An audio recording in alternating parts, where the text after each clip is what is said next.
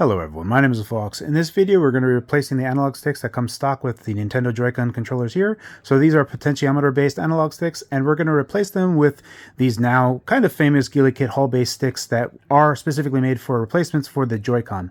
Now I don't really think that you should go ahead and use these preemptively if you don't have Joy-Con drift, but if you do have Joy-Con drift, these would be an excellent use case for that because these are pretty impervious to what Joy-Con drift would be. Now, there might be some other mechanical defects, but even if we talk about that, there is a kind of a good news here. So Gulikit uses a company called Acnes. They are on Amazon, and they are a pretty good reseller. There was a person that reached out to me, said that they were using the Gulikit replacement sticks for the Steam Deck for around 8 months. They tried contacting Gulikit, and they told them to contact reseller. Acnes just went ahead and sent them replacement sticks for the Steam Deck. So that type of customer support sounds really awesome, and I'm glad that that exists. And it was also a big sigh of relief because Acnes are the people that provided this to me for review. So thank you very much to Acnes, the reseller for Gulikit, for providing these for me for review. So first off, in this video, we're going to go ahead and disassemble the Joy-Con controller itself. Now I already have taken out one of the screws. I already have a tri-wing bit that's already in here. There is a Phillips bit that you need as well once you get past the external shell. So there are about 4 different tri-wing screws that are on the outside. Then there are a few Phillips-based screws that are on the inside, and we have to pry out a battery as well. So you will need some type of plastic spudger tool. But without further ado, we're going to get into this, and we'll talk about the power saving features that are on here. We're talking about microamps here, and we do use half the amount of power on the Gulikit Hall sensing sticks as opposed to the potentiometer based ones here. But when we're talking about microamps, even if it is half the power, I don't know what we're actually going to anticipate in terms of increased battery life on the Joy-Con controller itself. So we'll talk about that. We'll talk about feel and sensitivity as well as everything else and kind of wrap up the review. But first up, we're going to do the how to replace these sticks on a Joy-Con controller. So up first, we have the tri-ring bit itself. So as you can see over there, I've already removed one screw. Now when you do these types of things, preferably you have some type of mat or some type of indicator where you can kind of keep track of these types of screws that are coming out. Alright, so now with the 4 of these removed, I'm going to go ahead and use a plastic spudger tool to try to get underneath this so that we can start removing it.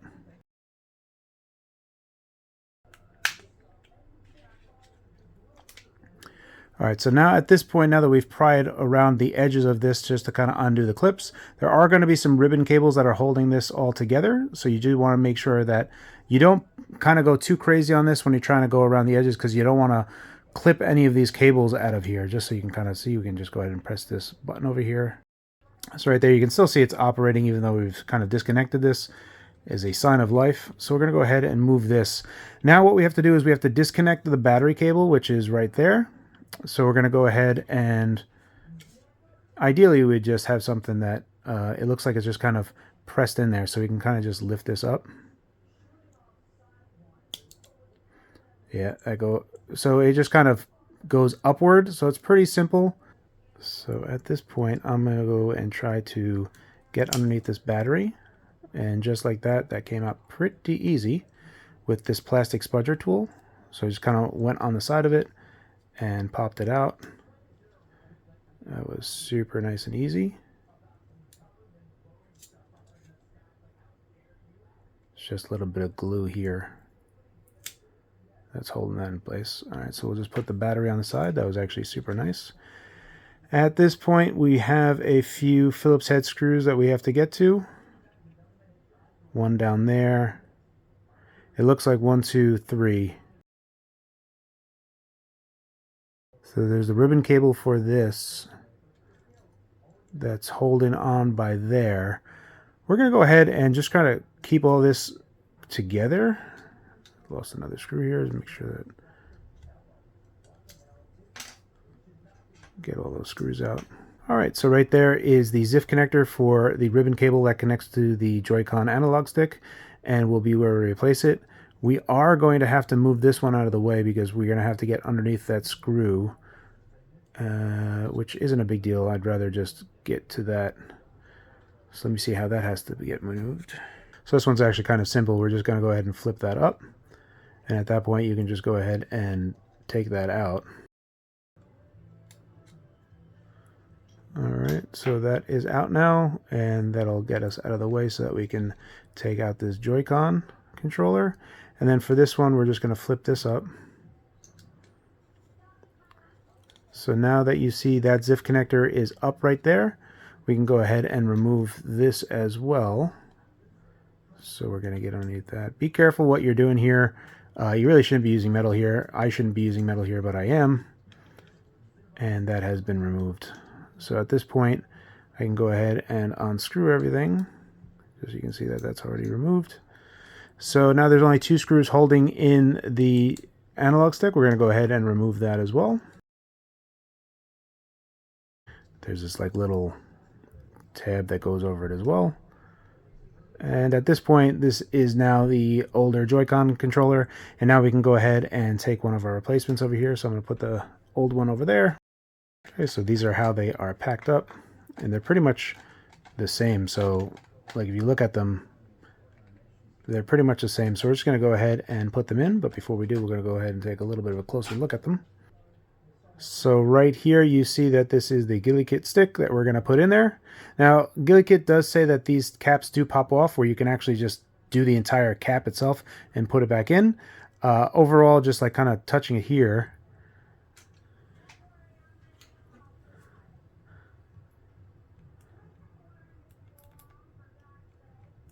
the tension is far more stiff on this one, which I tend to prefer.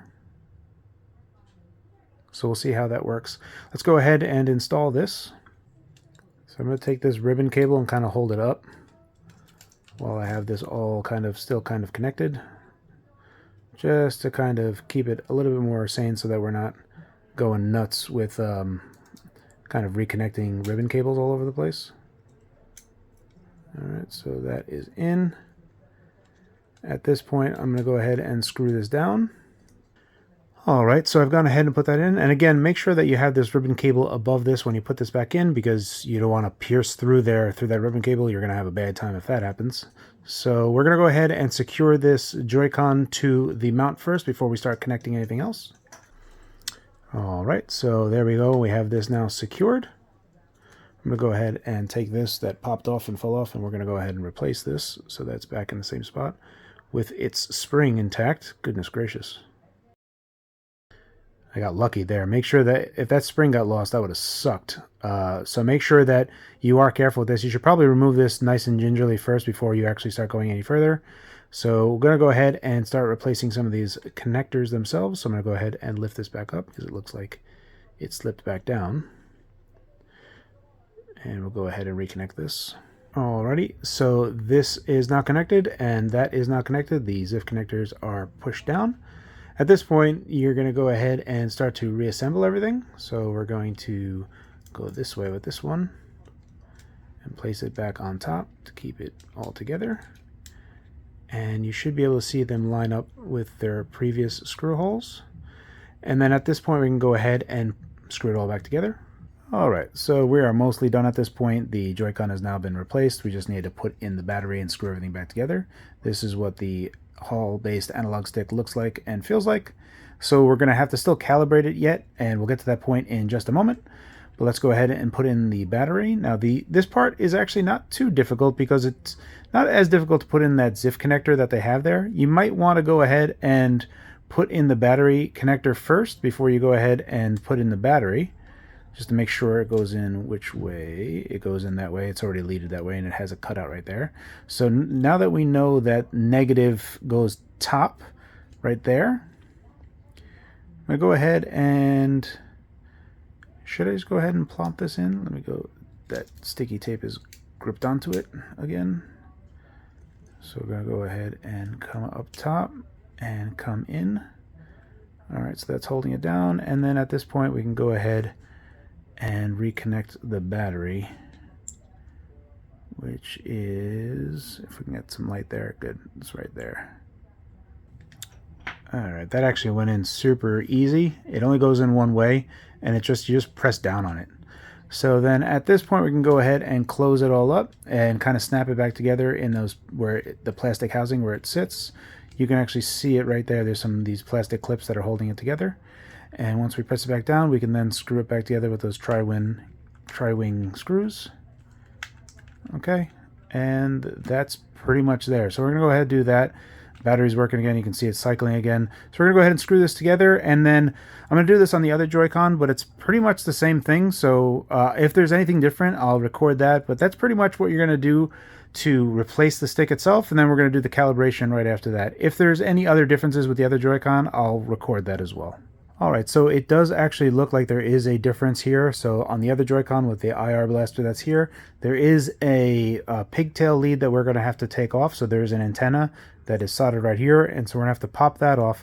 There are no screws underneath the battery here, so technically I didn't need to remove this battery, but again, it popped off really quickly as long as you have the plastic spudger tool, get it on along an edge, and then pry it open to pop right out.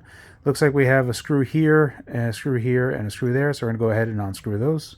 Alright, so it looks like, generally speaking, we can actually just remove the antenna part. So this has like its own little lead to it, but we can undo this part right here. So just so you can see, this is going to go over here, and then this has its own little channel, and then it gets kind of placed in right in here.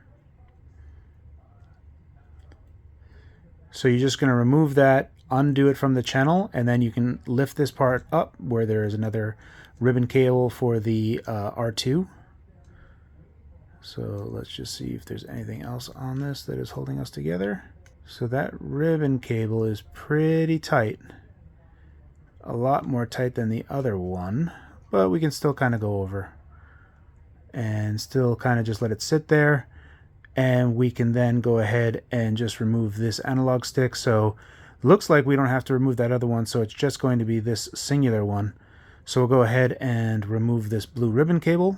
I'm going to use my fingernail, and at this point we can just pull it out.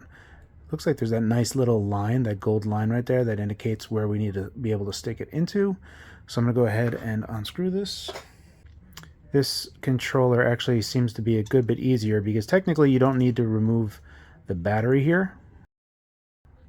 It's hard to do this while I'm looking through a viewfinder. Gladly I didn't lose that screw. So at this point, this can come up, and we'll get past that little like filter shield, and then this can come right out, and we'll put this on the side. Let's go ahead and realign this.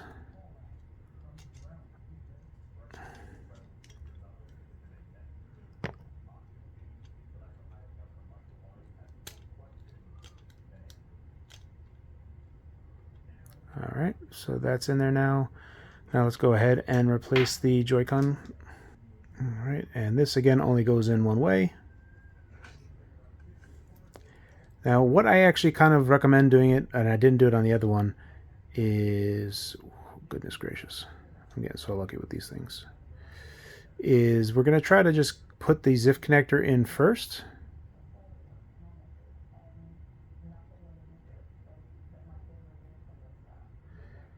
Now this connector, at this point it would be connected when you see those, so you can see it lined up with that gold line right there.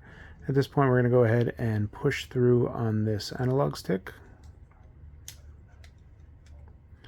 and we can now begin screwing this back in. Alright, so that is now screwed in, so we're going to go ahead and start putting everything back. So I'm going to put my, before we can flip this back, we have to make sure that the right bumper or left bumper is back in position. And this kind of has like a small tension setting. So there's a place for the spring to go, which you can see right in that alcove right there. And then this all kind of just hangs together.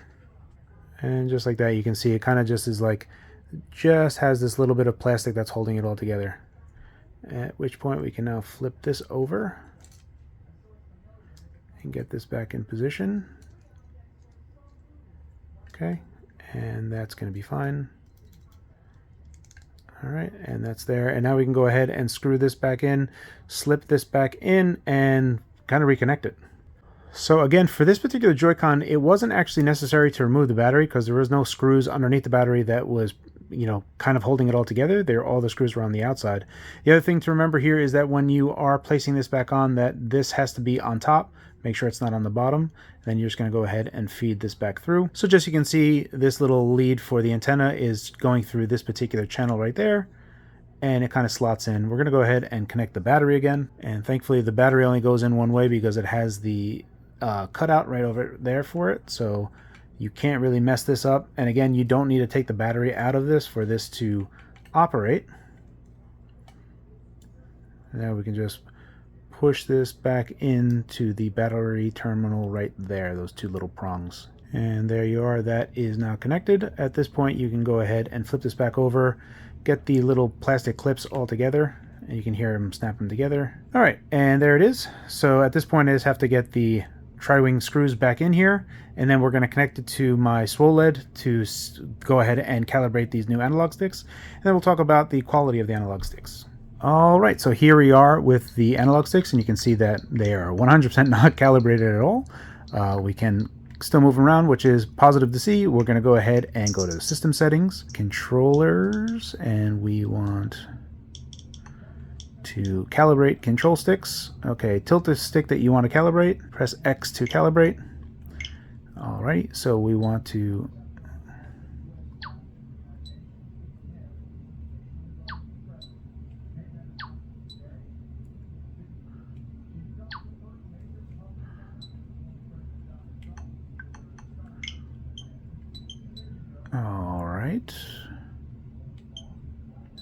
that looks good. Small dead zones, very nice. Okay, so let's go ahead and calibrate. Okay, we want to go back. All right, and this is this stick, so we're going to go ahead and press calibrate. Calibrate. All right, so we want to go over the right, release, down and release, left and release, up and release. And then turn, turn, turn, turn. Calibration complete. All right. Oh yeah, that's real good. Very nice. So the tension on the sticks is something that I prefer. You may not like it, but there is a larger amount of tension than there is in the stock Joy-Con controllers. So you have to kind of give a good amount of force before they're actually going to go, but the amount of tension is consistent all the way through. These are, in my opinion, better. All right, so I've been playing this for a bit now, giving them a good whirl. And for the most part, I think I can kind of comment on what you should expect here. I'm a big fan of Gulikit's Hall-based sensors. Almost everywhere that I've tried them, either on the King Kong Pro 2 controllers, on the Ion Neo 2, on the Steam Deck with the replacement sticks that they already sell, I'm a big fan of these. So when people get these analog sticks do have a tighter tension to them. So this may seem counter to expectations when you first install them, and you may not actually like them. For me, I actually prefer these tighter sticks because we don't have a bunch of travel on Switch Joy-Cons as it is. Having something that's tighter is a little bit better for me, because especially when we talk about, like, you know, walking and stuff. The other thing is because these dead zones on here are super, super small, that it almost activates immediately. So people might find that the sensitivity is very sensitive, coupled with a very tight tension on the analog sticks themselves. Overall, I prefer it, and I think if you were to give it some time, you would prefer it as well. Now, would you go out of your way to replace these sticks if your Switch Joy-Cons aren't drifting? I wouldn't myself. I would wait until you actually had a problem before you went ahead and spend money and your time to replace it. Time-wise, you're going to be looking at maybe 20 minutes to replace both of them. I replaced these while looking through my camera's viewfinder. It's, you know, super simple to just get it done. If you didn't have to, you know, use a viewfinder and a camera to record what you're doing, it'd be so much easier just to kind of do it yourself. Provided you have the bits and the plastic splicer tool, it all comes off really easy. So that's pretty much my advice is, yeah, I prefer them. Would I replace them if I didn't have a problem? No, I wouldn't. I would continue using the official ones until an issue actually popped up. However, the good news here is that when you do replace them, you are going to be pretty much guaranteed that you're not going to have something that is Joy-Con drift related, but instead having a mechanical failure of the sticks just stopping to work themselves for whatever reason. The good news here is that I did have a user reach out to me on Discord saying they had a problem with the Gulikit sensors sticks that came for the Steam Deck, and he was using them for about 8 months, and then one of the sticks failed on him. He contacted Gulikit. They said to contact Acnes, and he did, and they just sent him out a free replacement, which is super awesome because Acnes is the one that actually sent these out to me for review. So Acnes is the official reseller for Gulikit, and they have an Amazon store, which makes it really super easy and convenient for most people to buy from, which is relieving for me to be able to just say, look in the description field below, because it's going to have a link to Acnes's page where you can buy these replacement sticks, the Hall sticks for the Joy-Cons. The other thing is they also take half the power. Now, does that really matter when you disconnect a Joy-Con and you're going to use these in a Joy-Con wireless state? I mean, you're talking about the difference between 500 microamps to 250 microamps. Does that actually translate to anything in terms of better battery life on the Joy-Cons? I don't know. I think the wireless signal is going to be chewing up most of the power there, and the microamps that you're noticing there are not going to significantly add up all that much. It's still a nice benefit that these Hall-based sticks use less power, so whatever that's worth, maybe that's cool. Additionally, these tops can pop off, and you can replace the entire stick. Now, I don't have any type of stick replacement from Gulikit themselves. I would personally have liked it if they sold different tops, ones that are concave instead of convex. But these are the traditional styled Switch OEM type of analog tops. So they're a little bit more extensible, they use less power, they're more accurate, have better tension. Overall, I like them a lot. Hopefully this how-to showed you how to install them really easily. It's going to take about 10 minutes again, 10 to 20 minutes. That's it. That's my look at Gulikit's Hall-based analog sticks for the Switch. As always, guys, thank you for your time, and thanks for watching.